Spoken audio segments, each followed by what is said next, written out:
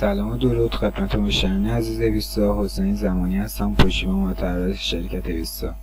با آموزشی دیگر در خدمت شما عزیزان میباشیم. موضوع آموزش افزودن نوشته، بلاگ، اخبار و مجله در نرم افزار سایت خود میباشد.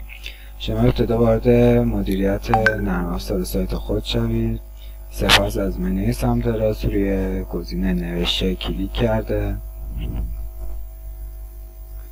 از طریق دکمه بالا روی افزودن نوشته کلیک میکنیم.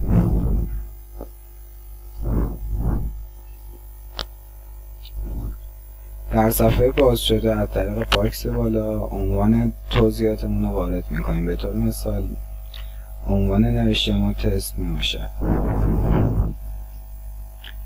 از طریق بخش پایین توضیحات نوشته خودمون یا مقاله خودمون رو وارد میکنیم. به طور مثال این یک مقاله تستی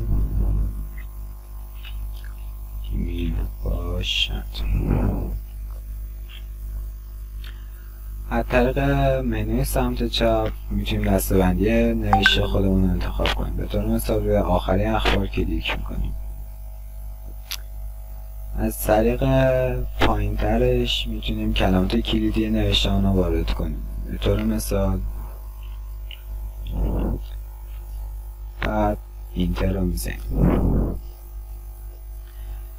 از طریق باز منوی سمت چپ میتونیم تصویر مقاله خودمون رو وارد کنیم.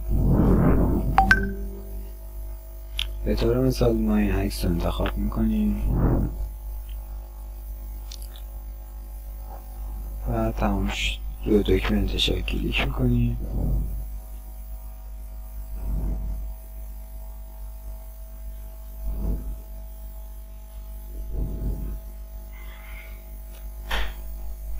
میبینیم که مقاله ما وارد شده با عکس دلخواه، عنوان و متن مد نظر خودمون. ممنونم که تا انتهای ویدیو با ما بودید. از صبوری شما ممنون و خدا